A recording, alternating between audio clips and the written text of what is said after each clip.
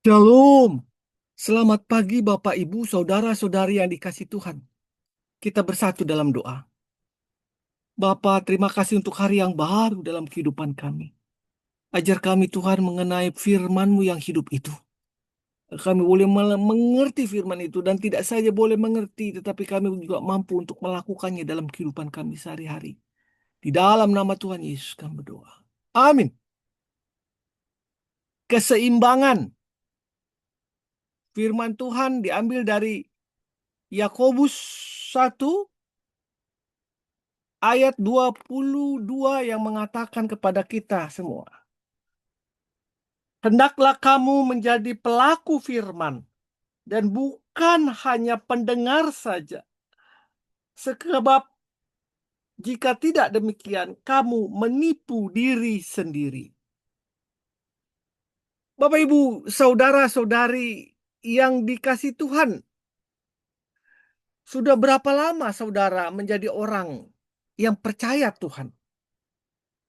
Sudah berapa banyak firman Tuhan yang saudara sudah dengarkan?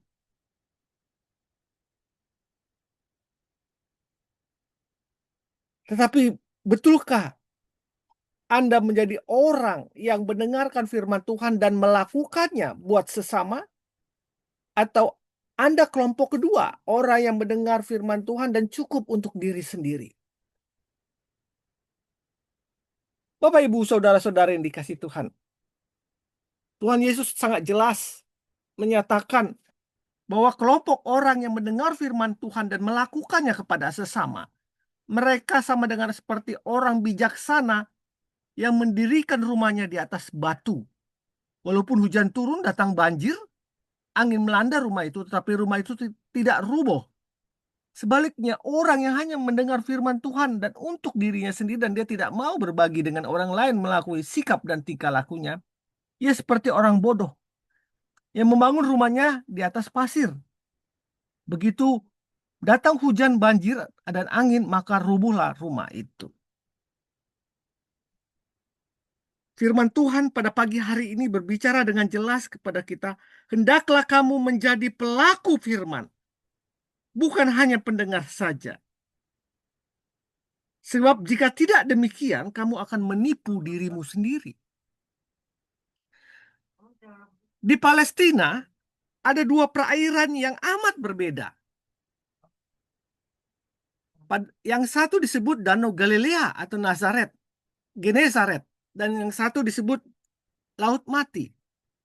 Dua-duanya bersumber dari satu muara atau satu sumber yang sama, yaitu dari Sungai Yordan. Tetapi anehnya, di Danau Galilea itu sekitarnya sangat subur sekali dengan tumbuh-tumbuhan yang hijau dan banyak buah, pohon-pohon yang berbuah, dan di situ juga sangat hidup ikan-ikan dan binatang-binatang air lainnya yang berenang di situ. Kemudian juga kehidupan ekonomi di situ sangat hidup. Tempat itu dikelilingi taman-taman yang hijau. Tetapi di perairan yang satu lagi yang disebut dengan Laut Mati, tidak ada kehidupan di sana.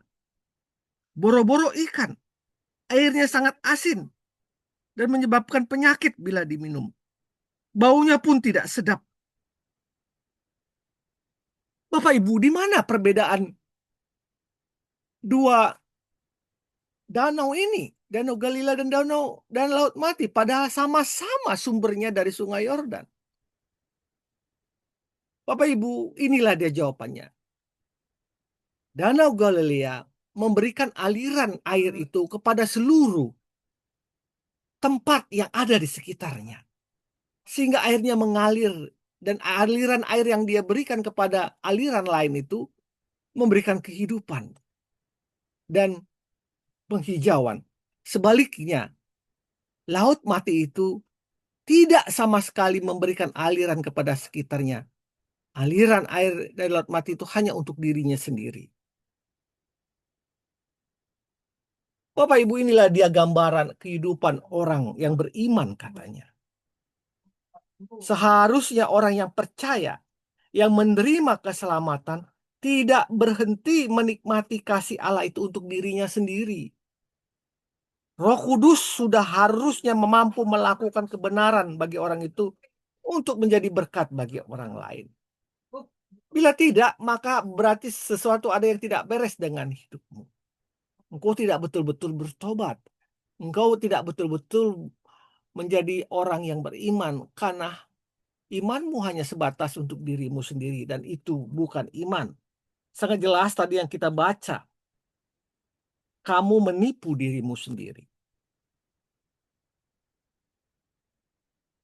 Bapak, Ibu, Saudara-saudari dikasih Tuhan, pada pagi hari ini firman Tuhan berbicara kepada kita. Bagaimana kita harus hidup berarti bagi sesama.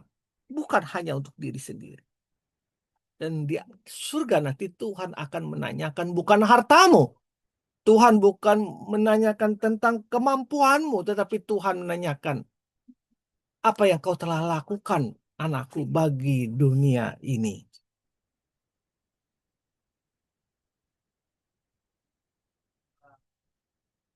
Sebab kamu dibebani bukanlah supaya orang lain mendapat keringanan, tetapi supaya ada keseimbangan. Maka hendaklah sekarang kelebihan kamu mencukupkan kekurangan mereka, agar kelebihan mereka kemudian mencukupkan kekurangan kamu. Itu apa yang dikatakan firman Tuhan di dalam 2 Korintus 8 ayat 13 sampai 14. Hidup harus ada keseimbangan, menerima dan memberi. Mungkin saja pemberian Anda tidak mencukupkan kebutuhan seseorang yang ditolong. Atau malah yang diberi bukanlah orang yang lebih berkekurangan dari Anda. Tetapi ia saat itu membutuhkannya. Lakukanlah. Semua itu akan berguna untuk keseimbangan kedua belah pihak. Orang yang memberi tidak akan kekurangan, kata Tuhan. Suatu akibat dari memberi itu. Orang yang mengumpulkan banyak tidak berkelebihan. Dan orang yang mengumpulkan sedikit tidak berkekurangan. Lakukanlah firman itu. Jangan sampai Allah berkata, "Nyalah kamu, karena aku tidak mengenal kamu. Pada waktu aku kedinginan, engkau tidak memberikan aku kehangatan dengan bajumu. Pada waktu aku tidak punya tempat tinggal, engkau tidak memberikan atau tidak mengizinkan aku masuk. Pada waktu aku haus, engkau tidak memberikan aku minum. Pada waktu lapar, engkau tidak memberikan aku makanan." Maka kita bertanya, kapan kau datang Tuhan? Aku tidak melihat. Tuhan mengatakan, pada waktu orang miskin, pada waktu orang kekurangan itu datang kepadamu, engkau berdiam diri. Nyalah engkau dari hadapanku. Hai engkau yang menipu dirimu sendiri. Demikianlah firman Tuhan. Mari kita berdoa. Bapa yang penuh kasih, aku bersyukur untuk kasih setiamu padaku. Aku menyadari bahwa aku sudah hidup oleh kebaikanmu. Penyertaanmu yang selalu baru dalam hidupku. Sebab itu aku mau memberikan apa yang aku dapatkan darimu Tuhan. Baik itu kasih, perhatian, penghiburan maupun berkat yang kau berikan kepada sesama. Dalam nama Tuhan Yesus, Putramu, aku berdoa. Amin.